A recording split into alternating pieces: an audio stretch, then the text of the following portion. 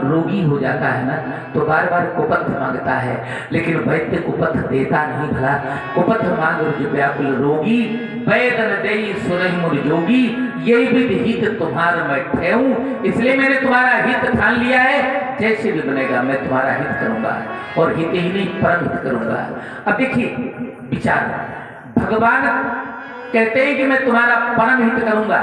देवर्षि नारद जी को लगा कि परम हित का अर्थ है मेरा विवाह करा देना।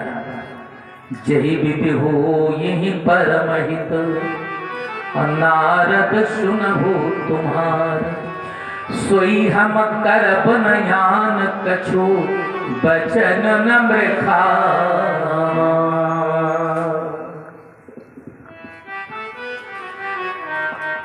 भगवान को लगा कि अगर इसका विवाह हो जाएगा ना, तो विवाह हो जाने के बाद ये बंदर की तरह नाचेगा। अब तो कम आते हैं, पहले बंदरों का नाच बहुत होता है, तो वो उसको आज भी जो थोड़े बहुत है उससे यही सिखाए रहते बंदर को, फिर तुम अपनी ससुराल कैसे जाओगे, और उसको जाना नहीं सिखाते, इतना आज भी उसको ही सिखाया जाता है। तो वो डंडा लेकर कहता है ऐसे जाएंगे, फिर वहां से किसको लेकर के आओ, पत्नी को कहता है। देखिए दो तरह के बंदर होते हैं हमारे यहाँ। एक बंदर वो होता है जो मदारी का बंदर होता है, और एक बंदर वो होता है जो स्वतंत्र होता है। मदारी वाले बंदर को जैसा वो नचाएगा वैसा नाचता है, और जो स्वतंत्र बंदर होता है वो अपना उछल कूद करता रहता है। गोस्वामी जी महाराज जी ने लिखा है, मरकट मूठ छाड़ी नहीं दीनी।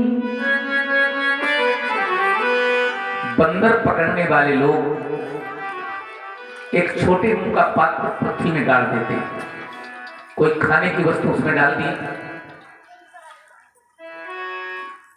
बंदर गया झांका उसने,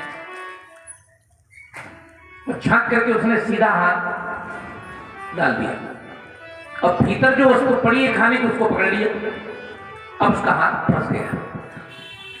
बंदर को लगा कि इसने उसको पकड़ लिया, उसने पकड़ा नहीं, अगर हाथ की मुट्ठी छूट जाए तो हाथ निकल आएगा।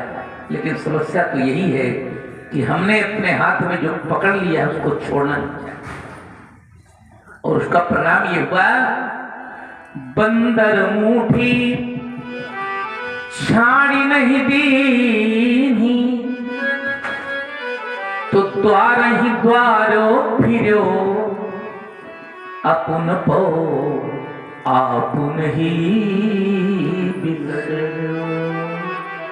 ये स्वयं में भूला हुआ है। एक दूसरा दृष्टांत देते हैं, जैसे श्वान कांच मंदिर में, एक कुत्ता कांच के घर में प्रवेश कर गया, तो चारों तरफ कुत्तों को देखे। जब कुत्तों को देखे तो कुछ लोग ऐसे होते हैं जो बिरादरी को हजम नहीं कर पाते।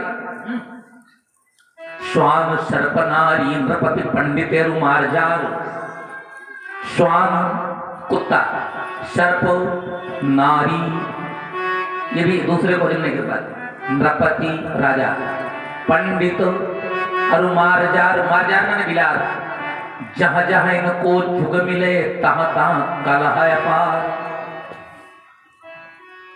अब कुत्ता बार बार भूखे तो वो कुत्ते भी भूखे, शीशे के भीतर था और भूख भूख के मर गया। आचार्य कहते हैं, जैसे श्वान कांच मंदिर में भ्रमी भ्रमी भूखी मरो, ऐसे अपुन पो आपुन ही सरो।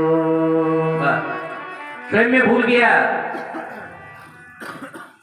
भगवान ने बंदर मुंह दे दिया।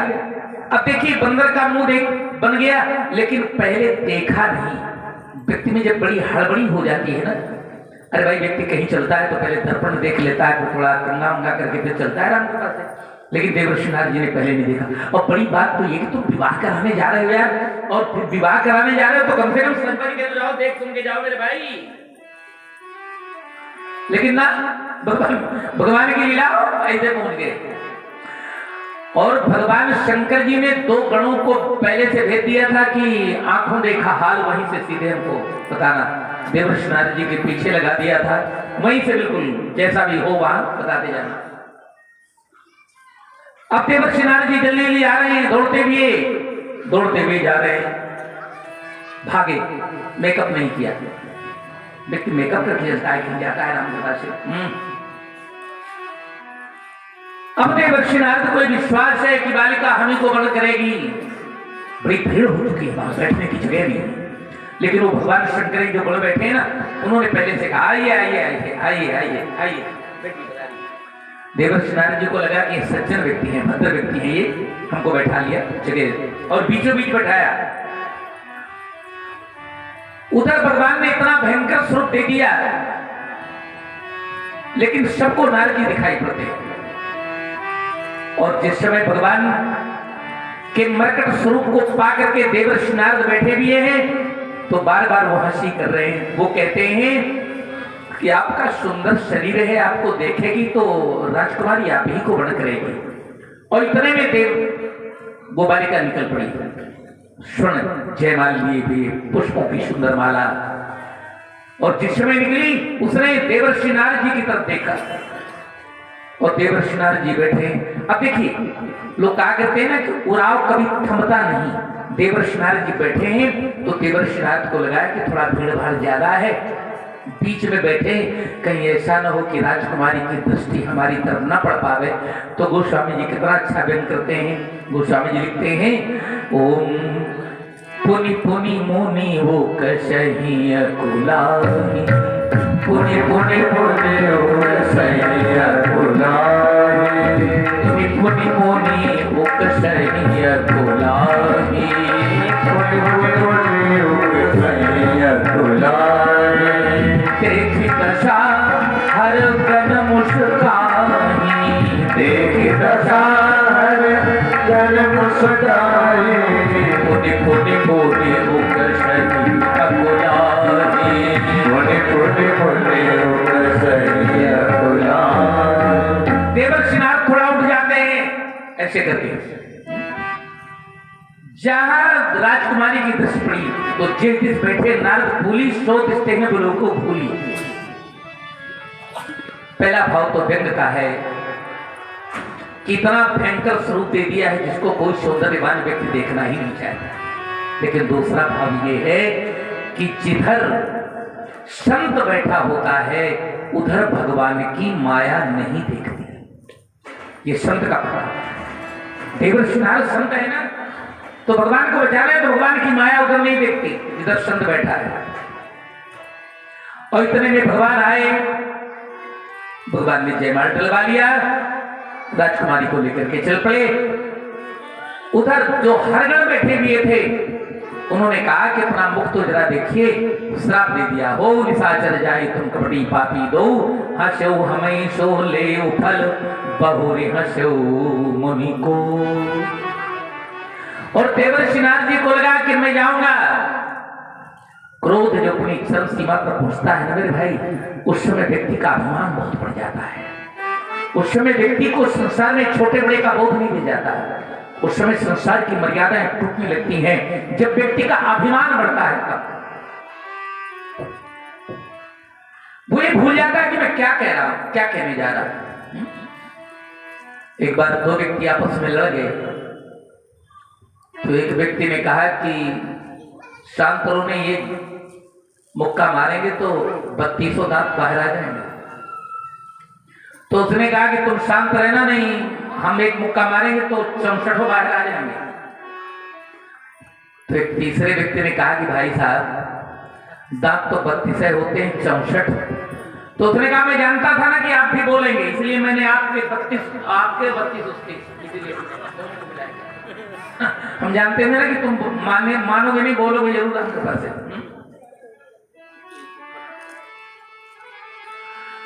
और देवर्षि नारद को आवेश आ गया।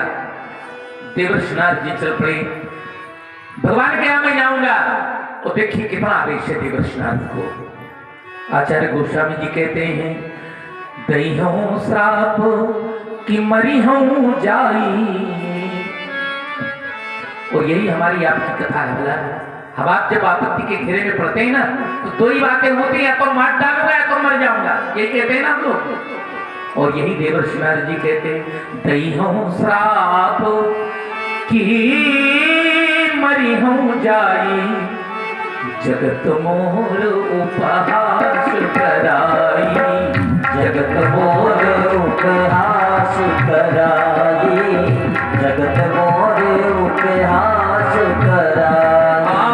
दई हूं श्राप की मरी हूं जाई, दई हूं श्राप मरी हूं जाई, दई हूं श्राप की मरी हूं जाई, दई हूं श्राप की मरी हूं जाई, दई हूं श्राप की मरी हूं जाई, जगत मोर उपहास कराई, जगत मोर उपहास कराई। या तो आज भगवान को श्राप दे दूंगा या तो प्राणों का परित्याग कर दूंगा। भगवान विष्णु को लगा कि बड़े क्रोध में है ये और वैकुंठ की तरफ जाना चाहते हैं, तो व्यक्ति रास्ता भूल जाता है जब क्रोध में होता है तब। तो भगवान को भी लीला करनी थी, भगवान को भी श्राप भी लेना था, तो भगवान पीछे में लगे। अब देखिए चढ़े पांव में भगवान मिले। बाल्यकाल में लीला में हमको विष्णु बना देते थे, 6-7 वर्ष के थे हम, तो हमको पाठ याद करा दिया था कि देवर्षि नारद जी पूछते हैं रास्ते में, भगवान पूछते हैं कि हे देवर्षि नारद, बिकल की स्थिति में कहाँ चले जा रहे हैं, बिकल की तरह कहाँ चले जा रहे हैं। तो हमको उतनी पाठ याद करवा दिया, तो हम कह देते थे कि हे देवर्षि नारद, बिकल की तरह कहाँ चले जा रहे हैं आप। तो जो नारद जी बना करते थे वो कहा करते थे कि भाड़ में जा रहे हैं, तुमसे मतलब आग में कूदने जा रहे हैं, तुम्हारा तो काम मर गया ना, तुमने अपना काम करा लिया, तो तुमने अपना काम करा लिया, तो हम चाहे जहां चले जाए, तुमसे क्या ले लेना है। भगवान को लगा कि भरी कड़ाही में जाए, है ना, भरे ताव में जाए, तो ताव में बात ज्यादा बनेगी, क्रोध में है ना देवर्षि नारद। भगवान बीच में मिल गए और भगवान ने बड़े प्रेम से पूछा, बोले मधुर बचन सुरसाई, मुनि कहाँ चले बिकल की नाई। देवर्षि नारद जी नीचे को देख रहे, बोला वाणी जब सुनाई पड़ी तो कुछ जानी पहचानी सुनाई पड़ी, रोज की जानी पहचानी वाणी। देवर्षि नारद ने ऊपर देखा, अरे भगवान को देखा, सुनत वचन उपजा अति क्रोधा, अमाया बस न रहा मन बोधा। अब देखिए यहां पर ये विचार करना है कि व्यक्ति जो कार्य करता है उसका अभ्यासी हो जाता है, और जो कार्य नहीं करता वो पहली बार करे ना तो फिर पकड़ जाएगा, क्योंकि अभ्यास नहीं उसको।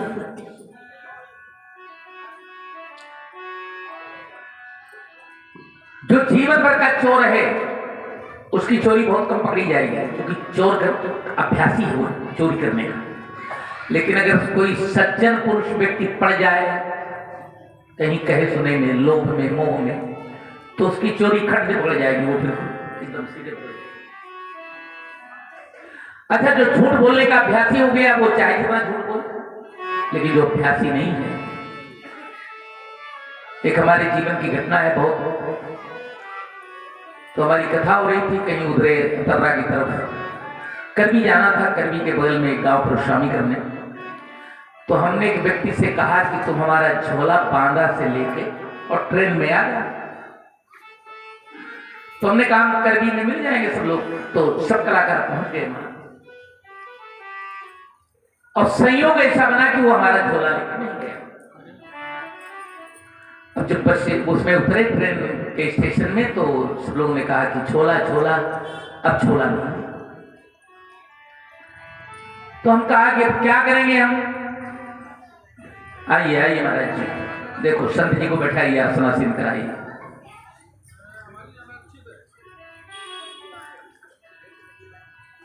तो सुरेश जी थे फतेहपुर वाले, तो उन्होंने कहा कि भैया तुम जरूर चलो, अब आप न जाइए तो सब बेकार हो जाएंगे, और जो आप चले चलिए तो जैसा होगा देखा जाएगा ना, परशुरामी के पहले की लीला तो हो ही जाएगी। तो हमने कहा ठीक। तो हमने कहा जैसे लोग पूछेंगे तो क्या कहेंगे आप? तो लक्ष्मण जी ने कहा कि हम कह देंगे कि पंडित जी का झोला कोई प्रेम से उतार दिया। तो हम कहा कि तुम ही कहो, हमसे न कहा, हम हंसे ना लगन कहा तुम बोल दियो। तो जब वहां पहुंचे तो पहले का नियम था कि जब परशुराम आते थे तो उनका झोला लोग पहले कोई देता था, मिलाई झोला का। तो आए तो वो झोला हमारा था नहीं, तो कहें झोला पंडित जी, तो हमने कहा क्या बतावें, तब तक कलाकार सब थे, तो उनका झोला पंडित जी का करा दिया। तो जो वहां का मंडलाधीश था वो हमारे शिष्य थे शंकर दत्त जी। तो शंकर दत्त को ये लगा कि पंडित जी का झोला चला गया और लगातार कि परशुरामी तो बड़ा गड़बड़ हो गया। तो उसको परशुरामी की उतना चिंता नहीं हुई जितनी चिंता उसको हमारे झोला जा गया। अब वो बार बार हमसे कहे कि गुरु जी कैसे हो गया, क्या कैसे हो गया? तो हम चुपचाप बैठे, हम कहा हाँ हो गया। अब हमको भी लगे कि कहीं एकांत में हम मिल जाए तो हम शंकर दत्त को ये बता दें, सबके आगे तो नहीं बताएंगे, नहीं वही हो जाए कि आपने कहा था पंडित जी आपने बता दिया। तो सोच के लिए गए हम बाहर, तो शंकर दत्त ने फिर पूछा कि गुरु जी क्या हो गया, कैसे ध्यान नहीं दे पाया था? तो हम कहा कि हमारा झोला गया नहीं है, इस तरह की बात है। तो कहा ठीक कौन बात है? तो हमने वहां पर माता दीन जनक जी की एक साड़ी पहना, एक तो बनियान पहना और राम जी का जटा लगाया और धनुष लेकर के परशुरामी किया। हो गई वो तो राम बता दी। कहने का अर्थ है कि जो जिस वस्तु का अभ्यासी होता है, देवर्षि नारद जी क्रोध में जरूर रहे, भला श्राप देने के लिए तैयार है, लेकिन है तो संत ही है ना। तो संत कितना भी क्रोध में आ जाए, पर क्रोध में श्राप भी देगा तो श्राप दे नहीं पाएगा, इसलिए कि श्राप देने का अभ्यास ही नहीं। भगवान ने जहां कहा कि आप कहां जा रहे हैं सरकार, तो देवर्षि नारद ने क्रोध में आकर के बोलना शुरू कर दिया, पर संपदा सकहू नहीं देखी, पर संपदा सकहू नहीं देखी, पर संपदा तुम्हारे ईर्षा कपटों से की, तुम्हारे ईर्षा कपट से पर संपदा। दूसरे की संपत्ति को नहीं देखना चाहते महाराज। अब देखिए देवर्षि नारद कोई भूल गया कि संपत्ति तो इन्हीं के पास, लक्ष्मी जी तो इन्हीं की धर्मपत्नी जी है। तो लक्ष्मी, अब भगवान ज्यादा जी जलाने के लिए उस लक्ष्मी को भी लिए साथ में और उस राजकुमारी को भी साथ में लिवाएं। अरे आपके मन में बड़ा कपट है, बड़े ईर्ष्यालु हैं आप। भगवान खड़े में चुपचाप समुद्र का मंथन करा दिया, शंकर बाबा को आपने विषपान करा दिया, जितने भी सुंदर रत्न निकले वो सब देवताओं को दिला दिया, सुरापान करा दिया दैत्यों को। भगवान मुस्कुराए, भगवान को लगा कि अभी तक तो आप वकालत करते थे देवताओं की, ये दैत्यों की वकालत करके प्रारंभ, ये दैत्यों की वकालत करके प्रारंभ की। और अगर इतिहास पढ़ेंगे तो आपको लगेगा कि जिस समय हमारा देश स्वतंत्र हुआ था उस समय हमारे यहाँ बहुत बड़े बड़े लायक थे, है ना। लेकिन हमारे यहाँ उन पुरुषों का जो देश के लिए मर गए थे उनकी तरफ से किसी ने वकालत नहीं की। तो ये बड़े बड़े वकालत खाली उनकी तरफ से लड़ते रहे जो हमारे देश में शासन करते।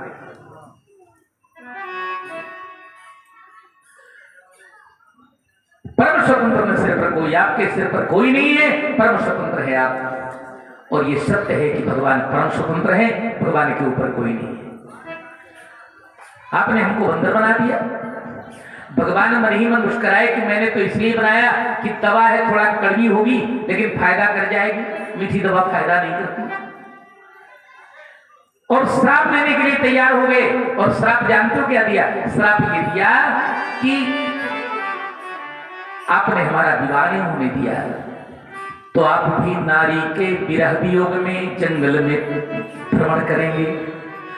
तो भगवान को ये मुस्कुराहट आई कि हमने आपका विवाह नहीं करने दिया था, तो आपको ये श्राप देना चाहिए कि आपका भी विवाह नहीं होगा। अब नारी के वियोग में जंगल में घूमेंगे तो विवाह तो हमारा पहले हो ही जाएगा, तो आपका ये श्राप किस काम का है ना? तो आपको ये श्राप देना चाहिए कि विवाह आपका भी विवाह नहीं होगा। देखेंगे फिर। लेकिन नारी के वियोग में आप जंगलों में भ्रमण करेंगे। भगवान ने कहा वो काम तो हो ही गया हमारा। और भगवान मुस्कुराए। जिस समय भगवान के लिए राम गमन हुआ था उस समय भी भगवान मुस्कुराए थे और आज भी भगवान मुस्कुराए। भगवान इसलिए मुस्कुराए कि वारे देवर्षि नारद आप साधु हैं, आप क्या जाने श्राप कैसे दिया जाता है। श्राप शीश धरि हर्षि प्रभु बहु विनती की। और इतने में भगवान ने अपनी माया का दर्शन कर लिया। और जिस समय माया का दर्शन किया देवर्षि नारद ने देखा वहां कोई है ही नहीं। सुनो ये बात क्या करें महाराज? क्षणों में गिरकर के दंडवत करने लगे और उन्होंने कहा हाँ जप हो जाई शंकर सतनामा, होई है हृदय तुरत विश्रामा। जप हो जाए शंकर सतनामा, होई है हृदय तुरत विश्रामा। जप हो जाए शंकर सतनामा, होई हृदय तुरत विश्रामा। जप हो जाए शंकर सतनामा, होई हृदय तुरत विश्रामा। जप हो जाए शंकर सतनामा, होई हृदय तुरत विश्रामा। अब देखिए यहां पर एक विषय विचारणी है। भगवान कहते हैं कि शंकर जी के नाम जपो, शतनाम जपो। हम यही अर्थ करते हैं कि भगवान शंकर जी के 100 नामों को जपो। पद्म पुराण में 100 नाम लिखे गए। लेकिन प्रश्न यहां यह पैदा होता है,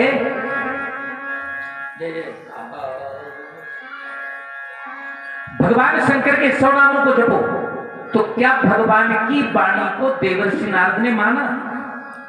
क्या शंकर जी के नामों को जपा? नहीं। क्यों नहीं जपा? जपा क्या? आचार्य गोस्वामी जी महाराज लिखते हैं बहुविधि मुनि प्रबोधि प्रभु, तब भय अंतर्धान। सत्यलोक नारद चले। क्या करते भी? क्या शंकर जी का नाम लेते बिना बोले करत राम गुणगान। सत्यलोक नारद चले,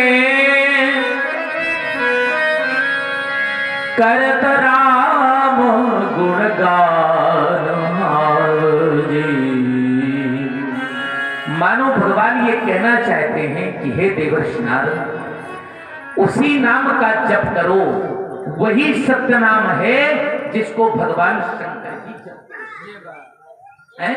सतनामा जप हो जाए शंकर सतनामा, उसी नाम का जप करो।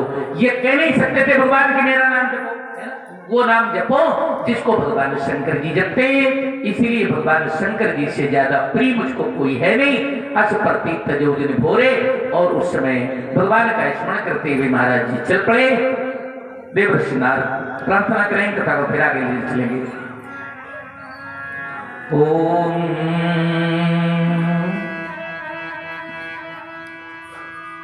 अब अपने को हमसे,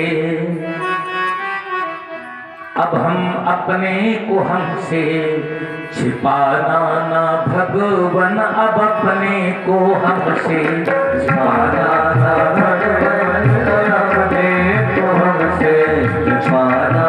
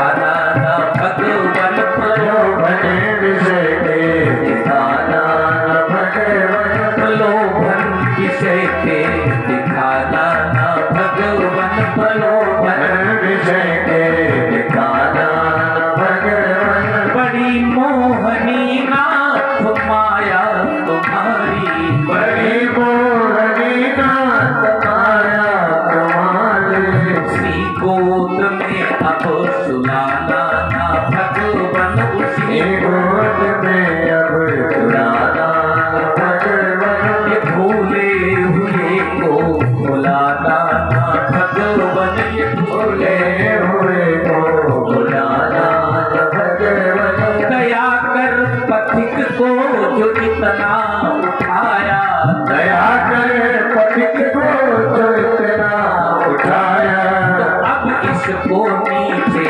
गिराना ना भगवान तो अब इसको नीचे गिराना ना भगवान तो अब इसको नीचे गिराना।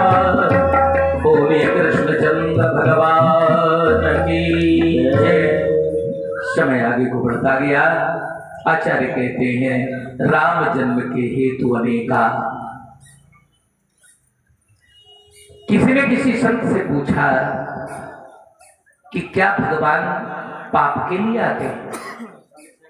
पाप बहुत बढ़ गया, भगवान आते नहीं। तो किसी ने कहा संत जी से, तो संत जी ने कहा कि क्या भगवान पाप के लिए आते हैं? तो लोगों ने कहा पाप के लिए नहीं आते तो किसके लिए आते हैं? भगवान ने कहा ना, पाप के कारण नहीं आते भगवान, पाप के कारण। कोई दशरथ बने तो भगवान आवे, कोई वसुदेव बने तो भगवान आवे, ऐसे भगवान नहीं आते। हमारा आपका जीवन वैसे भी बड़ा कष्टपूर्वक है। भौतिक विकारों से परिश्रांत लोग परमात्मा को नहीं जान पाए और समय आगे को बढ़ता गया। और आचार्य प्रभु कथा बताते हैं, बड़ी पुरानी बात है महाराज। भगवान शंकर जी कथा सुनाते हैं, आचार्य याज्ञवल्क्य जी कथा सुनाते हैं। हाँ ठीक है। जिस समय हमारे सृष्टि का सृजन नहीं हो रहा था,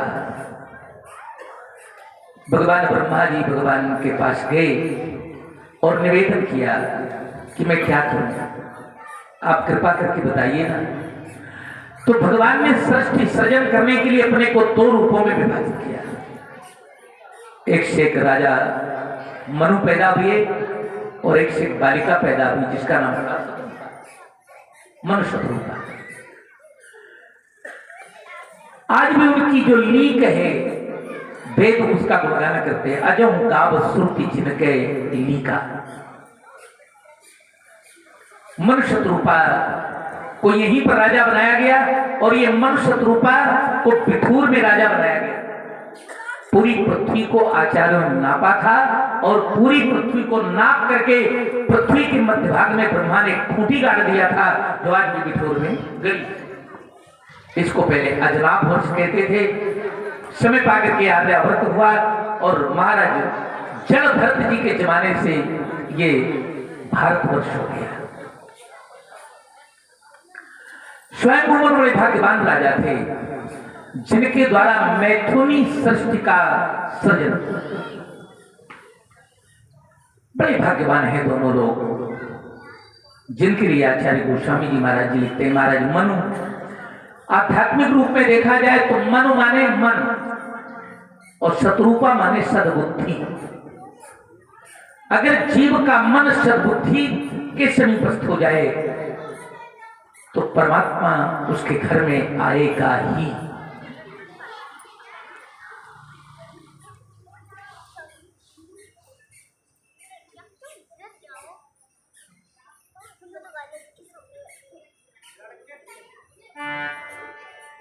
ठीक है दबाओ दबा दो दबा रहा उसको। हाँ पहले दबाए रहो। हाँ ठीक है दबाए रहो, तो तेज नहीं करो, दबाए रहो। जैसे डॉक्टर लोग नहीं होते वो जांचों से सब करते हैं, ऐसे ये सब इन्हीं के भरोसे है, सब इसी में से है राम पैसा का। हाँ, स्वयंभू मनुमरुषतरूपा जिनते भय नर श्रेष्ठी अनूपा। दंपति धर्म आचरण मीका अजहु गाव श्रुति जिन कैलिका। मीका, मीका शब्द भी ये बुंदेलखंड का शब्द है, बड़ा बड़ा मीक लगे, मीका सुंदर, अति सुंदर। स्वयंभू मन बड़े प्रतापी राजा हैं। समय पाकर के इनके दो बेटे भी, प्रियव्रत और तानपाद। प्रियव्रत बड़े प्रभावशाली राजा थे। इन्हीं के रथ के पहियों से पृथ्वी के 9 खंड बन गए थे।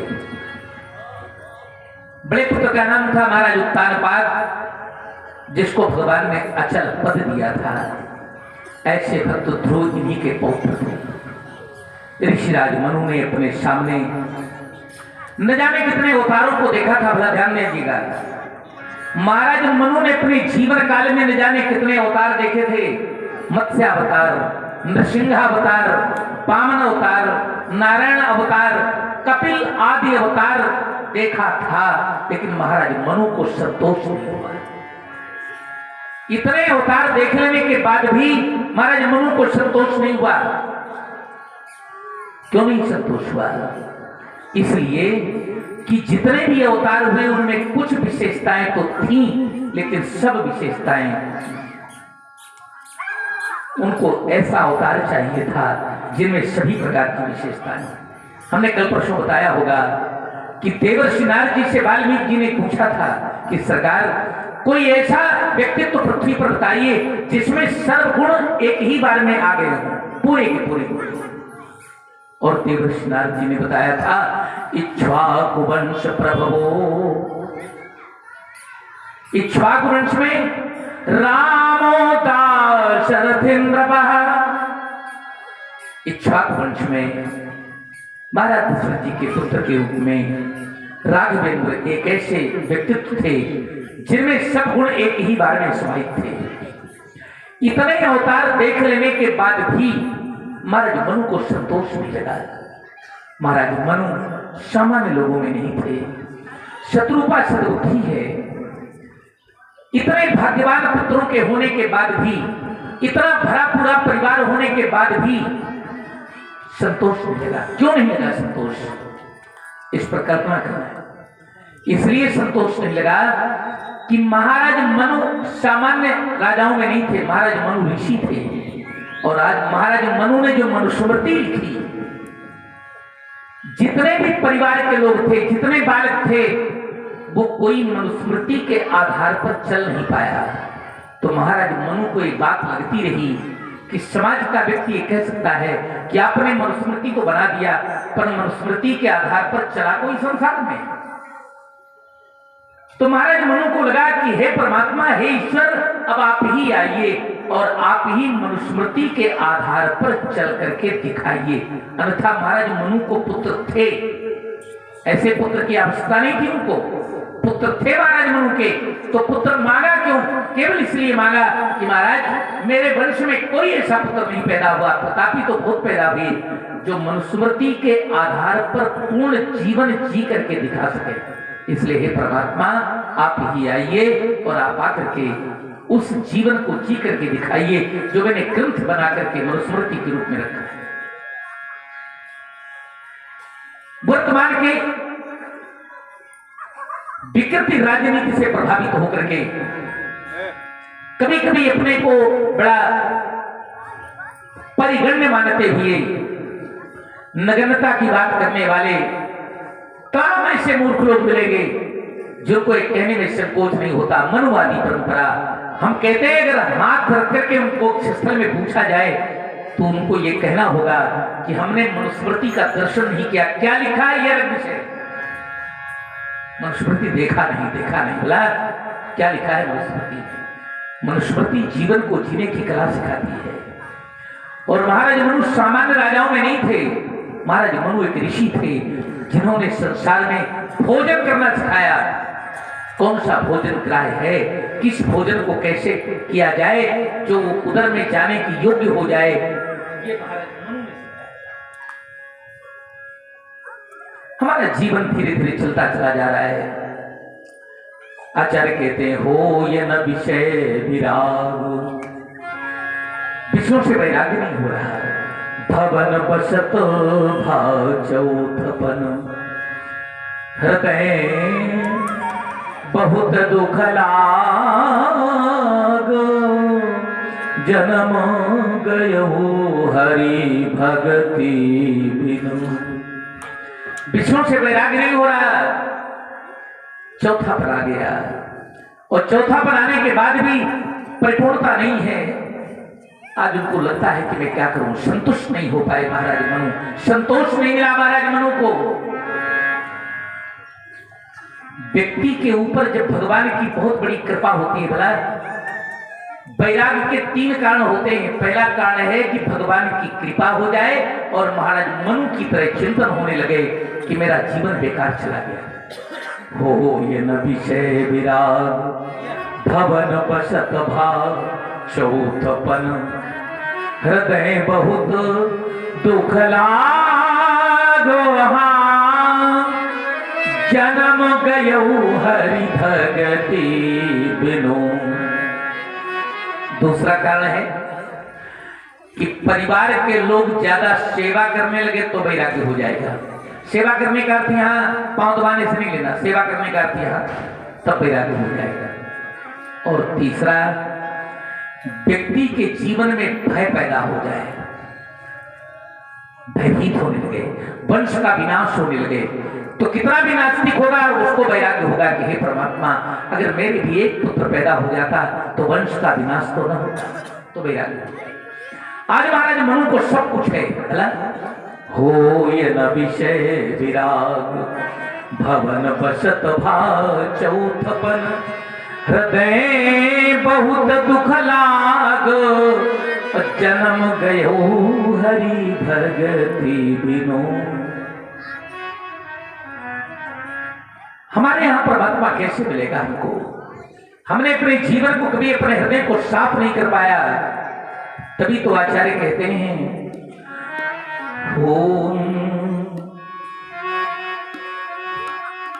तूने आंगन नहीं बुहारा, तूने आंगन नहीं बुहारा, कैसे आएंगे भगवान, कैसे भगवान। तूने आंगन नहीं बुहारा, तूने आंगन नहीं बुहारा, कैसे आएंगे भगवान, कैसे आएंगे भगवान। कंचन मन को नहीं समारा, कंचन मन को नहीं समारा, कैसे आएंगे भगवान, कैसे आएंगे भगवान। तूने आंगन नहीं बुहारा, कंचन मन को नहीं समारा, कैसे आएंगे भगवान, कैसे आएंगे भगवान। पाप और कलमश कषाय की लगी हुई है तेरी हाजी, लगी हुई है तेरी हाजी, लगी हुई है तेरी। नहीं ज्ञान की किरण कहीं है हर कोठरी अंधेरी, नहीं ज्ञान की किरण कहीं है हर कोठरी अंधेरी। आंगन चौबारा अंधियारा, आंगन चौबारा अंधियारा, कैसे आएंगे भगवान, कैसे आएंगे भगवान। तूने आंगन नहीं बुहारा, कंचन मन को नहीं समारा, कैसे आएंगे भगवान, कैसे आएंगे भगवान। तूने आंगन नहीं बुहारा, कैसे आएंगे भगवान, कैसे आएंगे भगवान। हाँ निर्मल मन हो तो रघुनायक नायक शबरी के घर जाते, निर्मल मन हो तो रघुनायक शबरी के घर जाते। शूर श्याम की बाँ पकड़ कर, शूर श्याम की बाँ पकड़ कर साग बिगुड़ कर खाते, इस पर तुमने नहीं विचारा, पर तुमने नहीं विचारा। कैसे आएंगे भगवान, कैसे आएंगे भगवान, तूने आंगन नहीं बुहारा, तूने मन को नहीं संवारा। कैसे आएंगे भगवान, कैसे आएंगे भगवान, अपने मन को नहीं संवारा, अपने मन को नहीं संवारा। कैसे आएंगे भगवान, कैसे आएंगे भगवान। महाराज मन को वैराग्य हो रहा है, मेरा जीवन व्यर्थ चला गया। संपूर्ण प्रकार के वैभव संपन्न होने के बाद भी महाराज मनु जैसा व्यक्तित्व क्यों? अपने जीवन में न जाने कितने परमात्मा के स्वरूप सौंदर्य को देखा था और आज वैराग्य हो गया। देखिए यहां पर दो बातें हैं। महाराज मनु को यह कहा जा सकता है कि होई न विषय विराग, विषयों से वैराग्य नहीं हो रहा। इसीलिए हमारे नियम है कि जब घर में ज्यादा प्रेम होता है तो घर छोड़ने की इच्छा नहीं होती।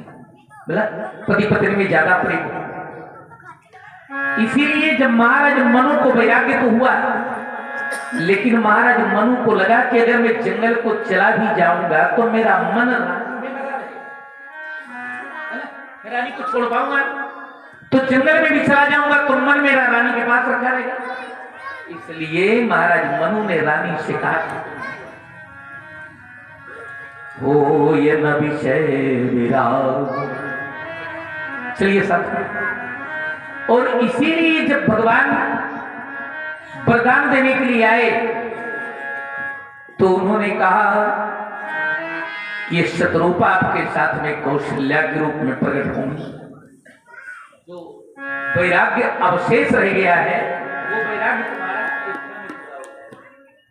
हो ये न विषय विराग, भवन बसत भाव चौथपन, हृदय बहुत दुख लाग, जन्म गयो हरि भक्ति बिनु।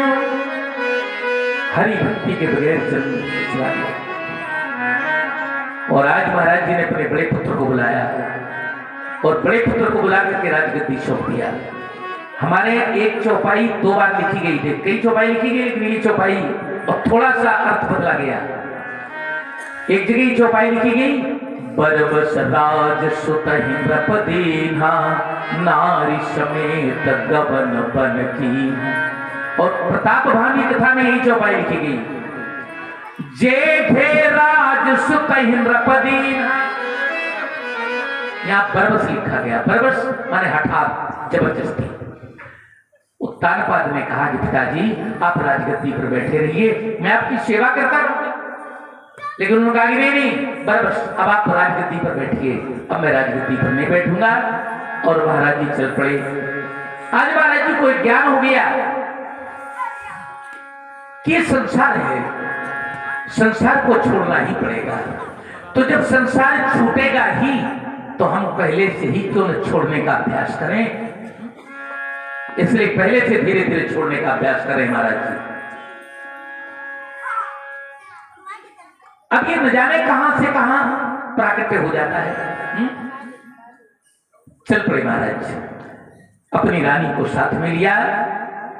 गोस्वामी जी महाराज जी लिखते हैं, तीरथ बरो नैनी शोभिख्याता,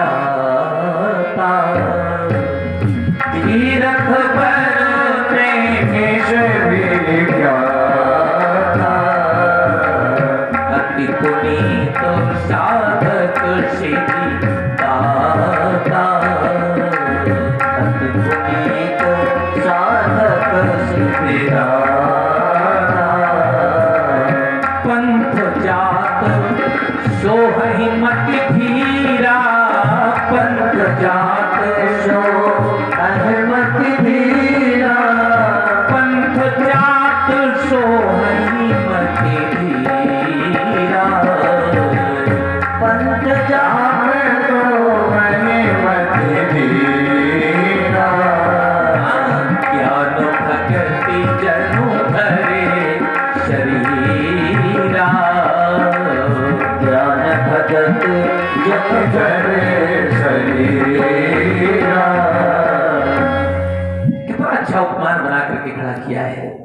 जिस समय राजा रानी जा रहे हैं, अभी तैयारी कर रहे हैं बोला, और प्रारंभ किया चलना। भावना बदल गई और गोस्वामी जी को लिखना पड़ा, सोहि मति धीरा। धैर्यवान हो गए, सद्बुद्धि धैर्यवान हो गई, ठहर गई ये बुद्धि। कहां पर? वैराग्य पर।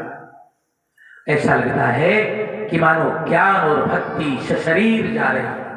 ज्ञान भगति जन धरे शरीरा। जीवन में भक्ति हो जाए, जीवन में ज्ञान हो जाए, तो कोई आवश्यक नहीं कि तीर्थ में जाओ। भला तीर्थ प्लवन संतनयो धातु से बना है संस्कृत में। जहां पर जाने से व्यक्ति तर जाता है उसको तीर्थ कहते हैं। धर्म सम्राट स्वामी कृपात्री जी से प्रश्न किया गया था कि आपकी दृष्टि में तीर्थ क्या है?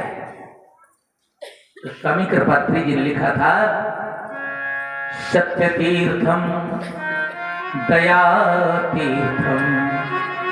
सत्य बोलना ही तीर्थ है, दया करना ही तीर्थ है, दान देना ही तीर्थ है, तीर्थ इंद्रिय निग्रह, इंद्रियों को जीत लेना ही तीर्थ है। ये तीर्थ है। जीव के मन में जब वैराग्य पैदा हो जाए, ज्ञान पैदा हो जाए, ज्ञान तत्वबोध, सत्यता क्या है इसको ज्ञान कहते हैं। और वैराग्य जब ये लगने लगे, आज देखिए इतना बड़ा ज्ञान हो गया, इतना वैराग्य हो गया कि इतनी बड़ी संपत्ति को छोड़ करके जा रहे हैं।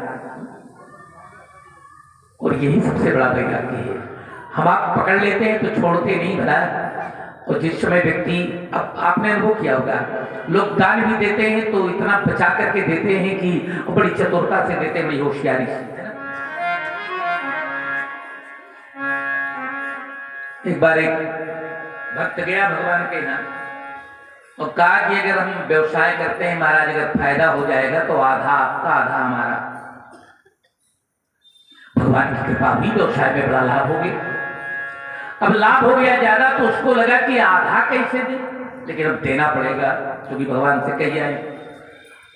तो गया, अब मन में सोचे कैसे दे आधा, तो भगवान के आगे बैठ गया, एक लाइन खींचा और कहा कि सरकार हम अपनी बात से अलग नहीं है। हम आपके यहाँ कह गए थे कि जो मिलेगा उसमें आधा आपका आधा हमारा, तो हम आए हैं और ये लाइन खींच दिया हमने। अब उधर जो गिर जाए वो आपके, इधर जो गिर जाए हमारे। अब इधर फेंके, उधर काहे हो जाए। तो एक व्यक्ति पहले से बैठा था तो बार बार ऊपर को फेंके, तो उसने कहा कि भैया तुम क्या कर रहे हो? तो उसने कहा कि हम एक व्यापार शुरू किया था तो भगवान के पास आए थे और कहा था कि फायदा होगा तो आपका आधा हमारा आधा आपका।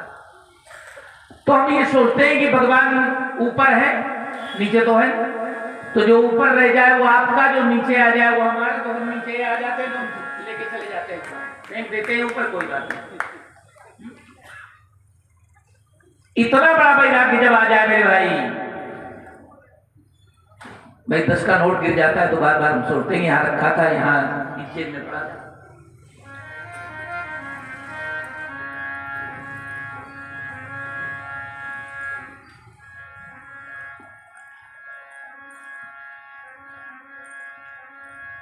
आचार्य कहते हैं कि उस समय नैमिषारण्य में पहुंच गए,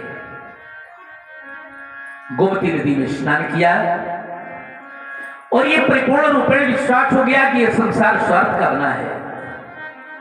राजर्षि मनु को सभी तीर्थों का दर्शन कराया गया।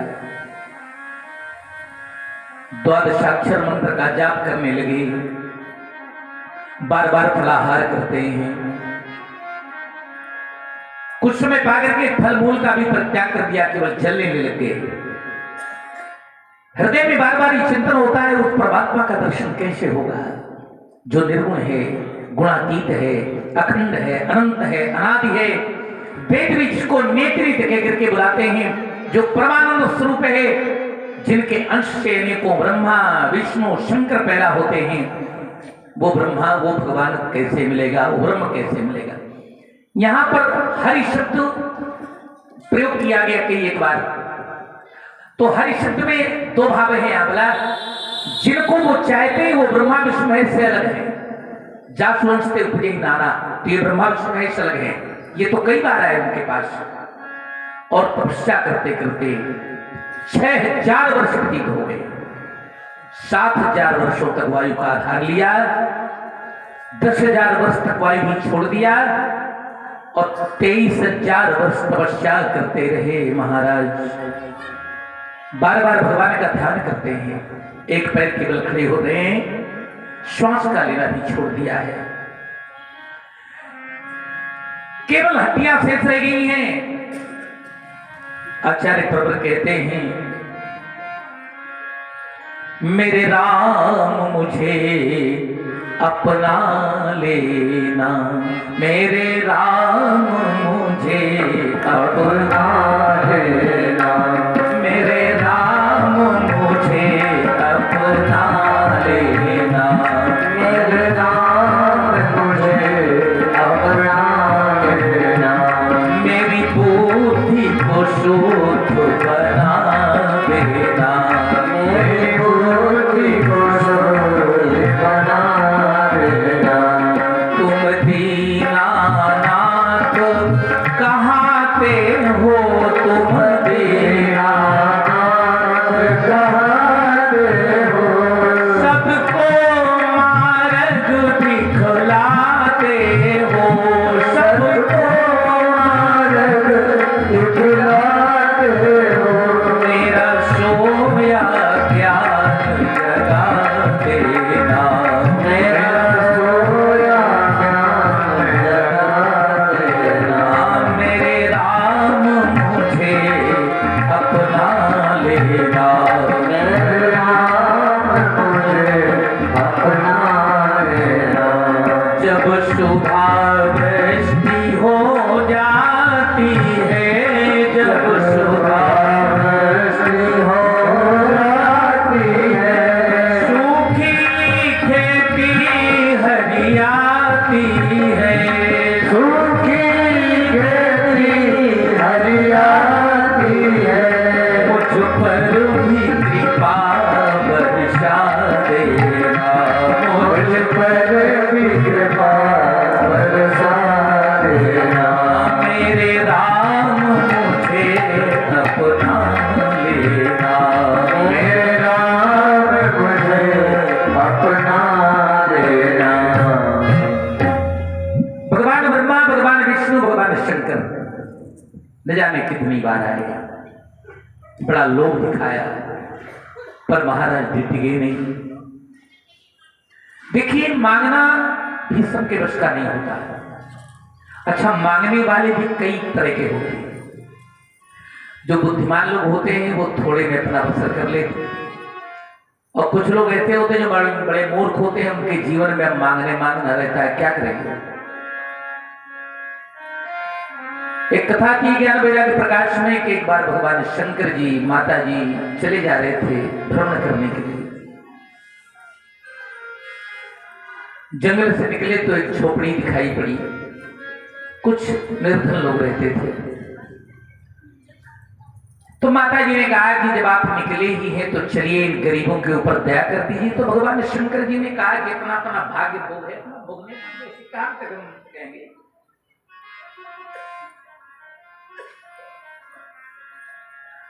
भगवान शंकर जी से माता जी ने कहा इन्हें नहीं चलिए। अब जब बार बार माता जी ने कहा तो शंकर जी चले गए। तो भगवान शंकर जी ने कहा कि ये जानकार व्यक्ति हैं, होशियार लोग हैं। बुद्धिर यस्य बलम तस्य निर्बुद्धेष्ट कुतो बलम। जिसके बुद्धि होती है वो अनिष्ट होता है, बुद्धि से प्रयोग करके वो अपना जीवन यापन कर लेंगे। माता जी नहीं मानी तो गए।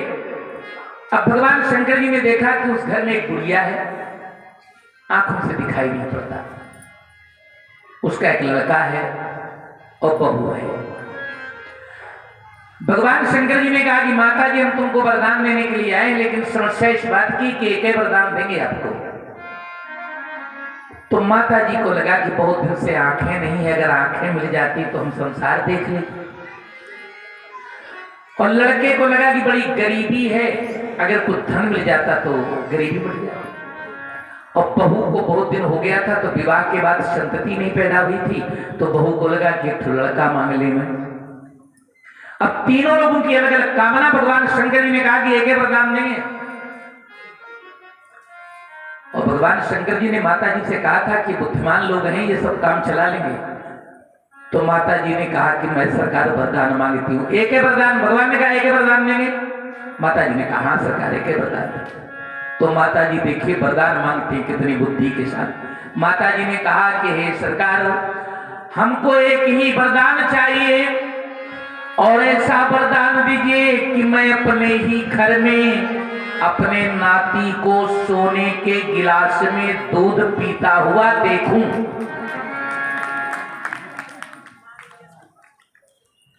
तीनों बातें हो गई। अरे भाई देखूं तब जब आंखें ठीक हो जाएगी, और सोने का गिलास तभी होगा जब हम लोग घरी हो जाएंगे, और नाती, तीनों बातें हो गई। आगे चल पड़े। एक झोपड़ी पर दिखाई पड़ी तो माता जी ने कहा कि ये काहे छूट जाए, इनमें भी कुछ लोग रहते हैं, गरीब हैं, उनको भी। शंकर जी ने कहा कि ये महामूर्ख हैं, इनको वरदान दे भी देंगे तो कोई फायदा नहीं होगा। माता जी नहीं मानी, चलिए चलिए चलिए। अब भगवान शंकर जी गए। अब भगवान शंकर जी ने कहा कि देखना, मैंने उनको एक वरदान देने को कहा था, इनको 3 वरदान देने को मैं कहूंगा।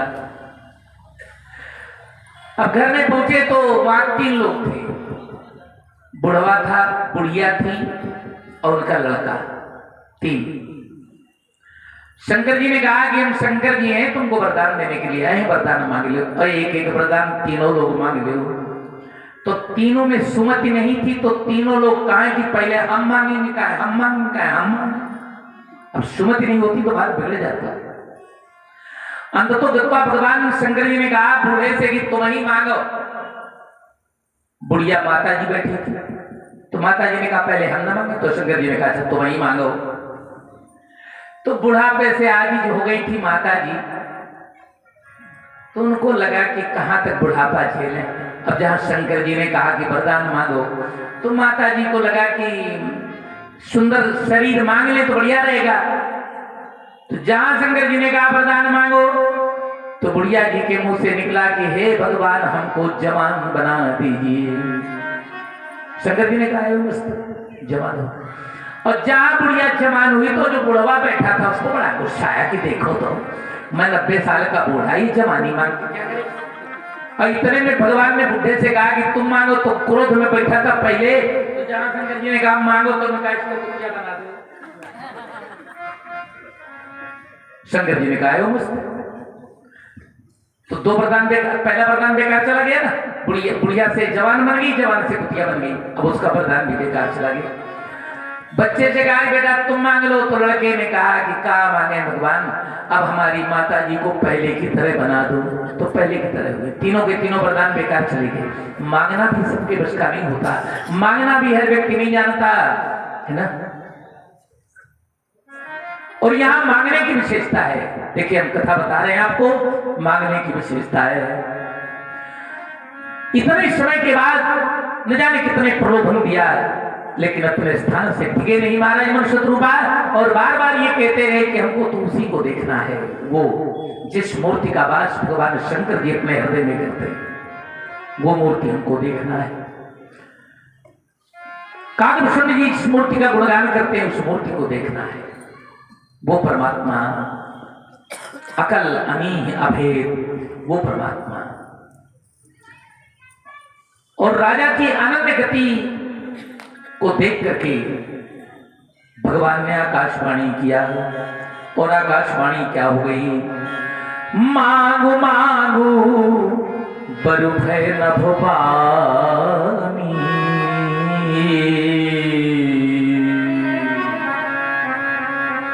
मांग लो राजन, क्या चाहते हो, मांगो मांगो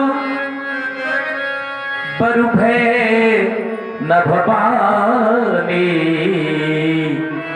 परम गंभीर कृपामृत शानी, परम गंभीर कृपामृत स्वामी, परम गंभीर कृपामृत स्वामी।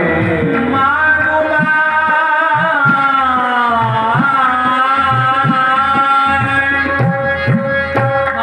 मांगो बरु भय न भवानी। मांग मांग बर भय न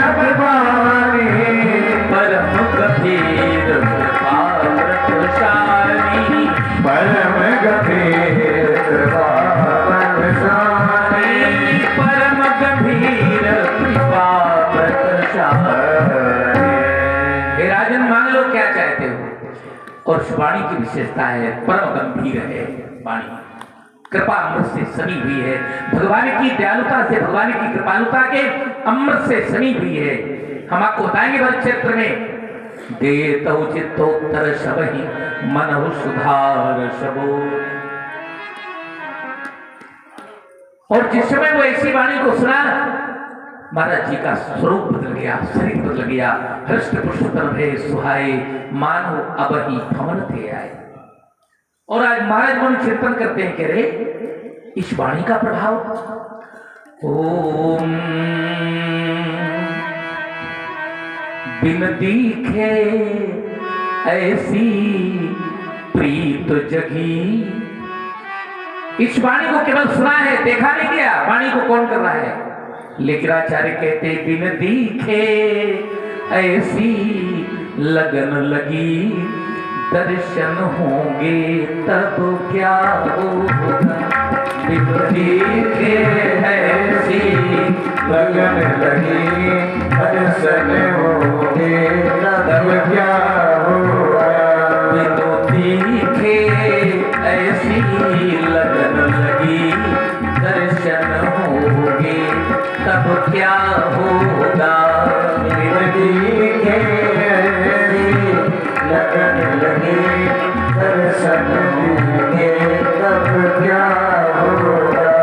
मन भावनी जिनकी मूर्ति है, मन मोहनी जिनकी सूरती है। मन भावनी जिनकी मूर्ति है, मन मोहनी जिनकी सूरत है। बिन दीखे ऐसी प्रीत जगी, बिन दीखे ऐसी प्रीत जगी, दर्शन होंगे तब क्या होगा। बिन दीखे ऐसी प्रीत जगी, दर्शन होंगे तब क्या होगा। बिन दीखे ऐसी लगन लगी, दर्शन होंगे तब क्या होगा। बिन दीखे ऐसी लगन लगी, दर्शन होंगे तब क्या होगा। श्रवणों में बीना बजती है, नयनों में सृष्टि सजती है। श्रवणों में बीना बजती है, नैनों में सृष्टि सजती है। मन लगा तो ऐसे दिख रहा, दर्शन होंगे तब क्या होगा। बिन दीखे ऐसी प्रीत लगी, दर्शन होंगे तब क्या होगा। भगवान की दिव्य वाणी को सुना, महाराज हम लोग दंडवत होकर के प्रार्थना करते हैं, हे सरकार, हे परमपिता परमात्मा, अगर मन वचन कर्म से प्रसन्न है आप, जो स्वरूप स्पर्श शिव मनु माही, जे कारण मुनि जतन। जन्म जन्मांतर यत्न करते हैं जिसके लिए, जो भुसुंडी मन मानस हंसा, सगुन यगुन जहि निगव प्रशंसा। हम उसी रूप को देखना चाहते हैं सरकार। और जिस समय उन्होंने वरदान मांगा, भगत बछल प्रभु कृपा निधारा, भगत बछल प्रभु कृपा निधारा, विश्ववास प्रगटे भगवाना, विश्वास प्रगटे भगवाना। भगत बछल प्रभु कृपा निधारा, भगत बछल प्रभु कृपा निधारा, भगत बछल भगत बछल भगत बछल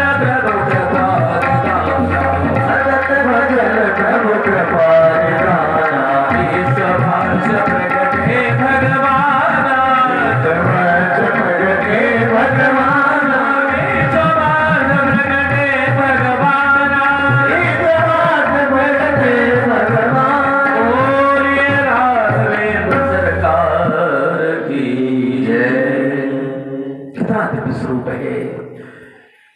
नील सरोवर नीलमणि नील नीरधर श्याम लाज ही तन शोभा निरखे कोटि कोटि शरद पूर्णिमा के समान मुखार बिंद कपोल ठोड़ी अति सुंदर कमल के समान नेत्र टेढ़ी टेढ़ी भौहें कानों में कुंडल घुंघराले केश धर्म की रक्षा के लिए सिर की सी गर्दन ये गोपवी हाथी के शुंड की तरह दिव्य भुजाएं दुष्टों का विनाश करने के लिए धनुष्वाण वाम भाग में आदि शक्ति जानकी जी विराजमान जिनके अंश से अनित लक्ष्मी पार्वती ब्रह्माणी पैदा होती हैं ऐसे सुंदर स्वरूप को देखा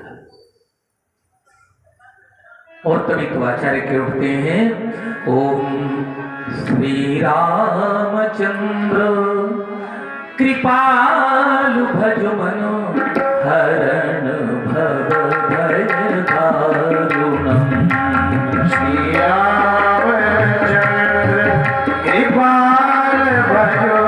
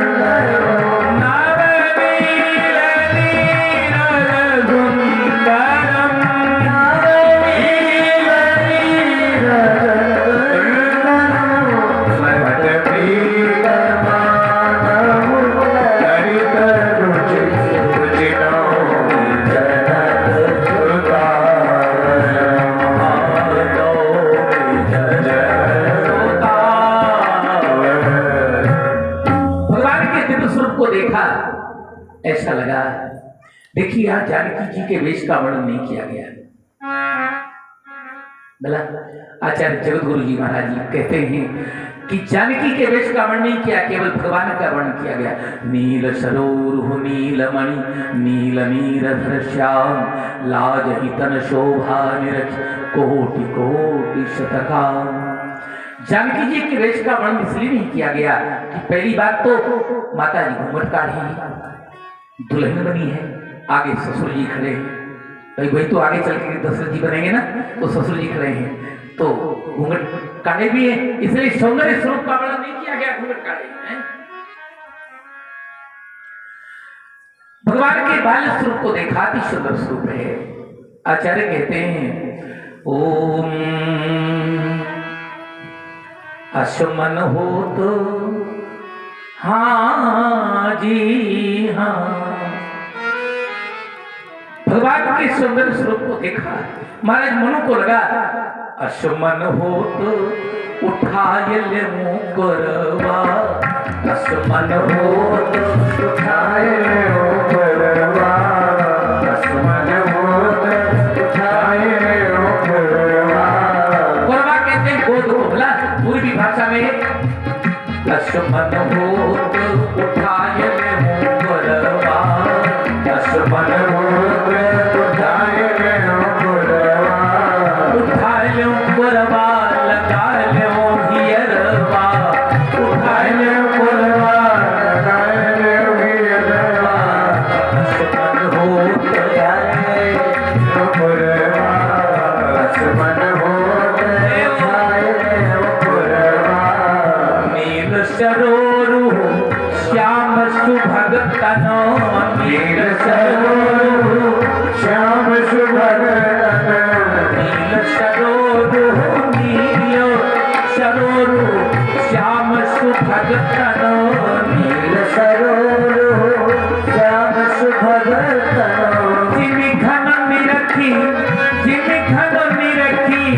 नचत मन मोरवा उठाए ले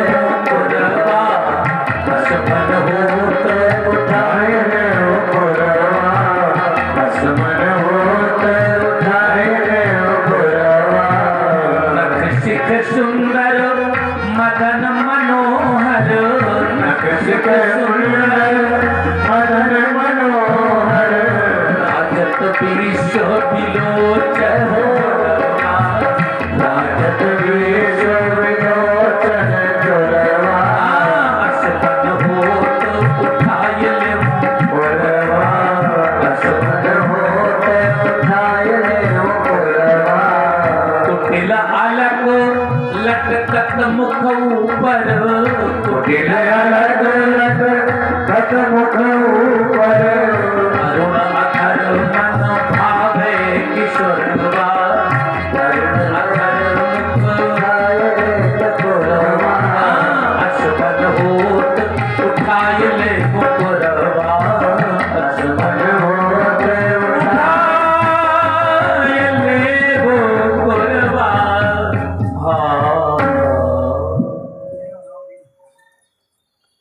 भगवान के चरणों में दंडाकार होकर के निकले। भगवान ने उठाया, भगवान बोले मांग लो क्या चाहते हो। आचार्य गोस्वामी जी महाराज जी कहते हैं बोले कृपा निधान पुनि अति प्रसन्न मोहि जानी मांग हो बर जोई भावई महादान मन शत्रुपा के फिर हो गए। क्या मांगे भगवान से? भगवान ने कहा मांग लो मांग लो। अब भगवान कहते हैं मांग लो। वो कहते हैं कि आप जानते हैं अंतर्यामी है, अब आपसे क्या मांगे। देखिए मांगने वाला ये कहता है कि मांग लो जो कुछ चाहो, और मांगने वाला देने वाला कहता है चाहे जो कुछ मांग लो। मांगने वाला संकोच करता है मैं मांगू क्या। भगत बचल प्रभु कृपा निधाना विश्ववास प्रगटे भगवान। भगत बचल प्रभु कृपा निधान विश्ववास। भगवान ने कहा कि मैं 4 लीला करूंगा, बाल लीला करूंगा, विवाह लीला करूंगा, रण लीला करूंगा और राज्य लीला करूंगा। शिव जी ने भगवान की बाल लीला देखा, याज्ञवल्क्य जी ने विवाह लीला देखा, भुषुंडी जी ने रण लीला देखा और तुलसीदास जी ने भगवान की राज्य लीला देखा। भगवान कहते हैं कि मर्त्यावतार शिक्षण प्रभो रक्षो बधाई न केवलम विभो। भगवान ने कहा था कि मैं केवल राक्षसों का विनाश करने के लिए नहीं आता, मैं तो संसार में विश्व को कैसे जीना है इसलिए आता हूं। और उस समय महाराज मनु को लगा था कि अवतार में काम नहीं चलेगा, अब तो स्वयं अवतार ही चाहिए। मांग लो क्या चाहते हो। महाराज मनु जी वरदान मांगते हैं अब तो स्वयंभू मनु को अवतारी चाहिए। अब तो स्वयंभू मनु को अवतारी चाहिए। अवतारी चाहिए, हाँ अवतारी चाहिए, हाँ अवतारी चाहिए, अवतारी चाहिए। अब तो स्वयंभू मनु को अवतारी चाहिए। अब तो स्वयंभू मनु को अवतारी चाहिए। हाँ कोटि कोटि शंकर अरु विष्णु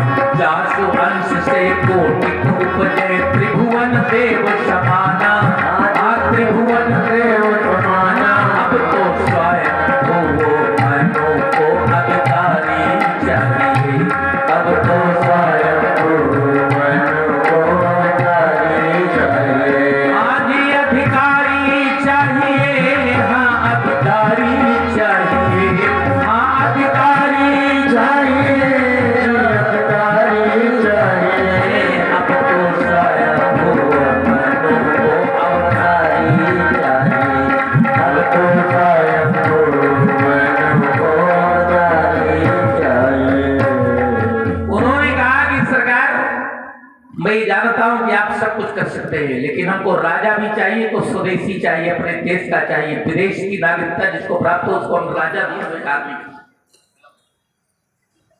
आप पहले हमारे यहाँ आइए, हमारे बेटे बनिए, यहाँ की नागरिकता प्राप्त कर लिए और फिर राज्यकाल चलाइए, फिर हम आपको राजगद्दी देंगे, तब यहाँ के राजा बनिए।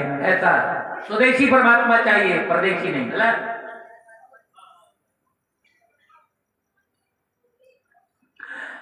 भगवान बड़े प्रसन्न हो गए। भगवान ने कहा मुझे मांग लो।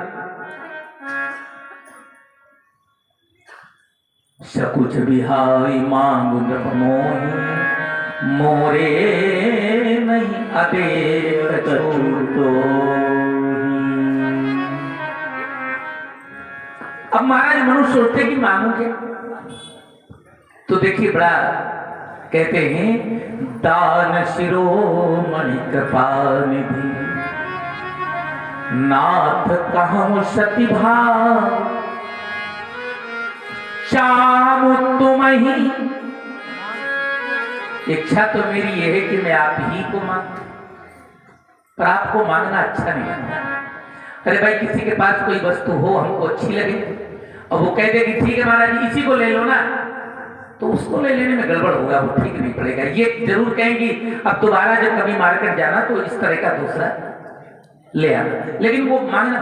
तो उन्होंने कहा कि मैं चाहता तो आप ही को, चाहूं तुम ही, पर तुम न मिल सको तो समान सुत प्रभूषण कवनो दुरावहा। भगवान ने कहा मैं 4 रूपों में आऊंगा। महाराज जी कहते हैं कि सरकार चौथा बना गया, अब तो 4 बेटे चाहिए, एक एक पन का एक एक बेटा। भगवान ने कहा मैं 4 रूपों में आऊंगा। दान शिरोमणि के रूप में आऊंगा, कृपा निधि के रूप में भरत को लाऊंगा, नाथ के रूप में लक्ष्मण को लाऊंगा, प्रभु के रूप में शत्रुघ्न को लाऊंगा। और भगवान ने शत्रुपा से कहा देवी मांगू पर जो रुचि तोरे। भगवान ने शत्रुपा से कहा कि माता जी आप भी मांगी। अब यहाँ एक व्यंग है, आचार्य कहते हैं कि मानो भगवान ये कहते हैं कि उन्होंने तो हमको मांग लिया, तुम देवी को काहे नहीं मांग लेती। बगल में हमारे खड़ी हैं, सीता जी खड़ी है ना, तो देवी मांगू। अरे भाई राजा साहब ने, महाराज मनु ने हमको मांग लिया, तो देवी मांगू, सीता जी को तुम मांग लो। और सीता जी राम जी से बार बार कहती है, उंगली दबा रही कि हमको कोई नहीं मांग रहा, तो हम कैसे आएंगे, हमारे लिए भी कहो ना कि हमको मांग ले। पर शत्रुपा कहती है कि सरकार जो वरदान चतुर नृप मांगा। राजा बड़े चतुर है महाराज, उन्होंने पुत्र के रूप में आपको मांगा है ना, तो मैं मां तो बन ही जाऊंगी भाई, पुत्र तभी ना होगा जब मैं मां में जाऊंगी तब। सोई कृपाल मोहि अति प्रिय लागा। शत्रुपा ने कहा कि मैं मां बनूंगी ही। और एक बात और सुन लेना, जब सूर्य आएगा तो प्रभा आएगी ही, जब राम जी आएंगे तो सीता जी आएंगी ही। अरे भाई ये बिना पढ़े बन जाती है, बोला मास्टर की पत्नी मास्टराइन बिना पढ़े लिखे बन जाती है, बिना पढ़े लिखे। डॉक्टर की पत्नी डॉक्टराइन बन जाती है, वो अपने आप उनको यही कहेंगे डॉक्टराइन मास्टराइन, अब वो पढ़े लिखे हो चाहे ना हो। उन्होंने कहा कि जो वरदान चतुर मांगा, राजा ने जो मांगा है वो बड़ा चतुरता से मांगा है। भगवान के 6 सुने हैं, सोई सुख सोई गति सोई भगति सोई निज चरण समेहु, सोई विवेक सोई रहनि प्रभु हम ही कृपा करि दे।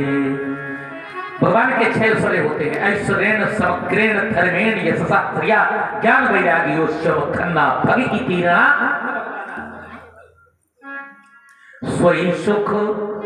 शंकराचार्य जी कहते हैं अपने भक्तों को सुख दीजिए, देवहूति वाला सुखना चाहिए सरकार, कि कर्दम ने भी छोड़ दिया, कपिल ने भी छोड़ दिया। सोई गति भक्तों की गति चाहिए, रेणुका जैसी दुर्गति में चाहिए। सोई भगति, भक्तों जैसी भक्ति चाहिए, अदिति की जैसी भक्ति न चाहिए। सोई निज चरण सने, मुझे भक्तों जैसा प्रेम चाहिए, देवकी जैसा नहीं, प्रेम चाहिए मुझे।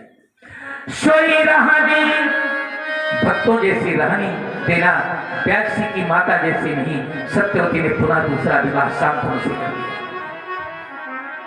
और भगवान ने पहले ही मां के दिया, मां तू विदोए कालो की तोरे, कबहु न मीटई अनुग्रह मोरे अमां। और महाराज मनु ने कहा, सरकार मेरी एक प्रार्थना है कि भले ही मुझे कितना बड़ा ज्ञान हो जाए, सब कुछ हो जाए सरकार, लेकिन जैसे बिना मणि के सर्प नहीं रह सकता, बिना जल के मछली रह सकती, वैसे सरकार मैं आपको अपना पुत्र ही मानूं और मेरा प्राण आपके प्रति रह जाए। मेरा प्राण तभी चला जाए जब आप मेरे नेत्रों से ओझल हो जाए। मणि बिनु फनि जिमि जल बिनु मीना, मम जीवन तिम तुम्हीं अधीना। जगत के बाप को बेटा मानोगे तब तो ऐसा होगा ही। और भगवान ने कहा, जाओ स्वर्ग में जाओ, निवास करो, जब समय होगा अयोध्या के राजा बनना और मेरे साथ में सीता जी का आगमन होगा। ऐसा कहकर के अंतर्ध्यान हो गए। सब लोग वंदना करेंगे और कथा को विराम करेंगे। ओम जय जय दशरथ नंदनो जनक लली, जय जय दशरथ नंदन जनक लली, दशरथ नंदन जनक लली।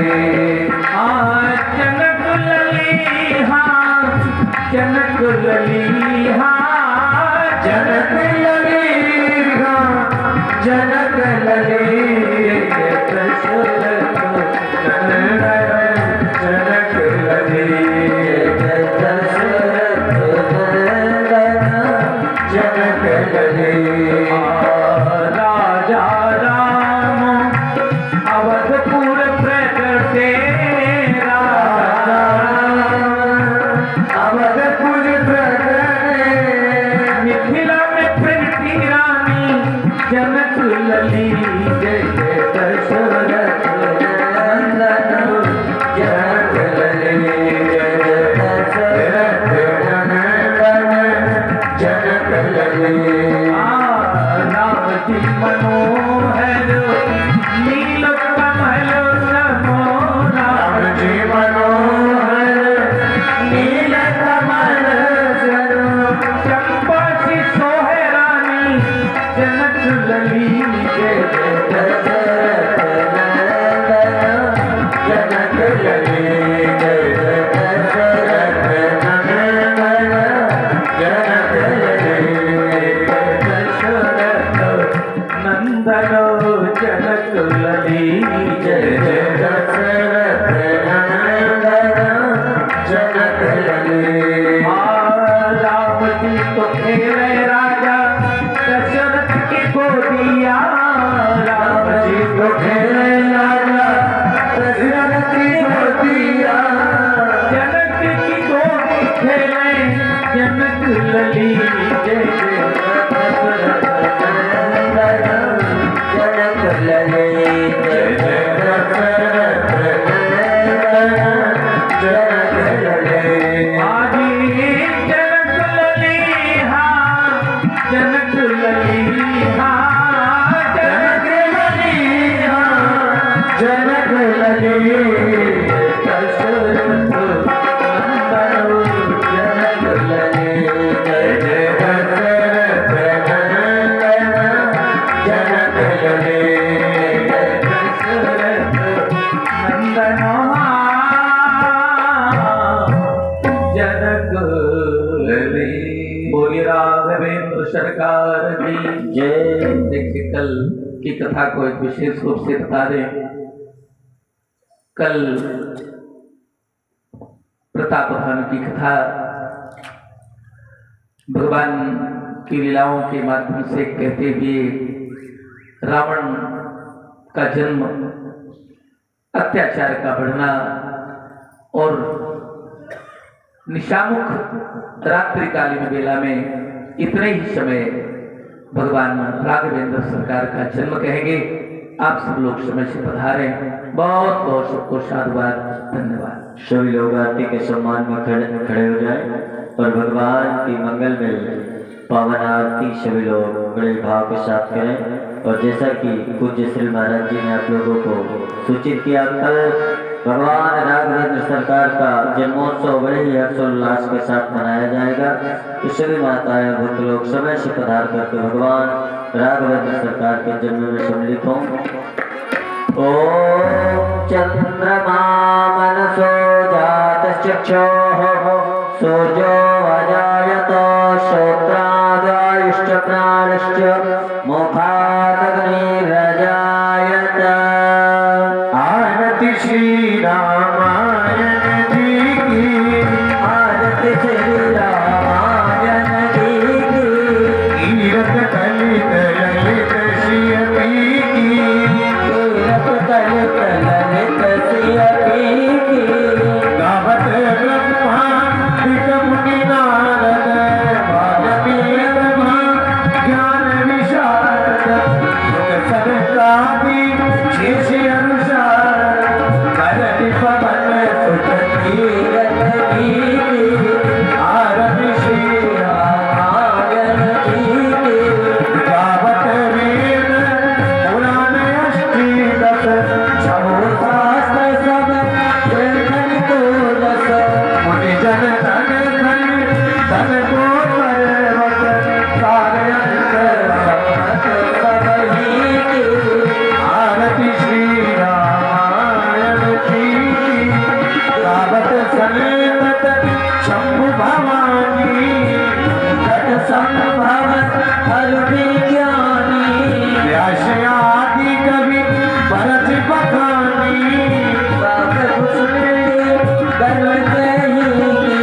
आरति श्री रामायण जी की। कीरत तलित ललित श्री की।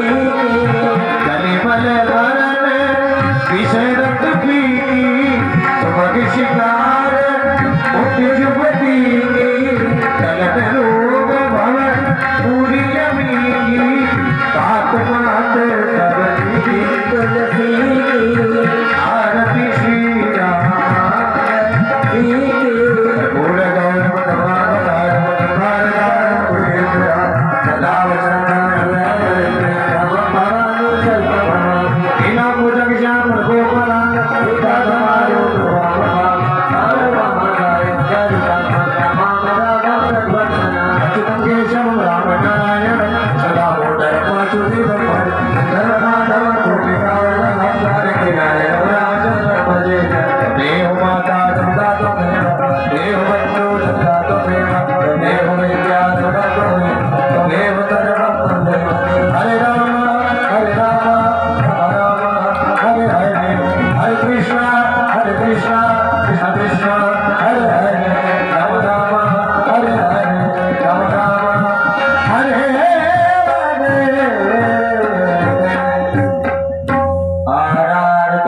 समर्पयामि।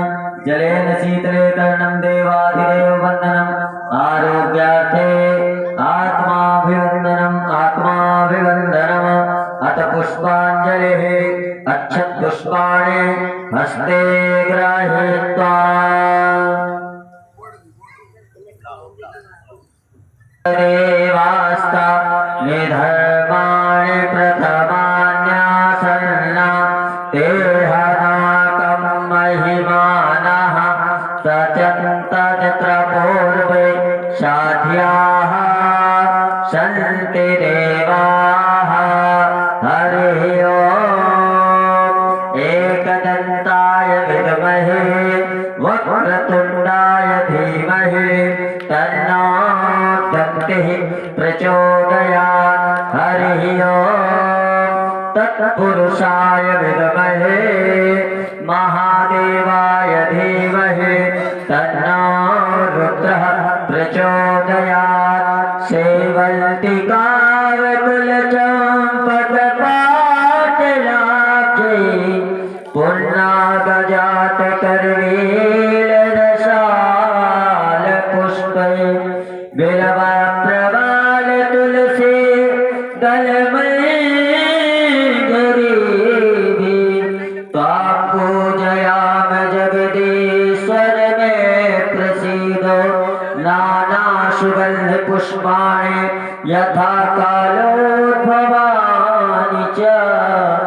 पुष्पांजलिर्मया दत्त गृहाणो परमेश्वर एष मंत्र पुष्पांजलिः समर्पयामि।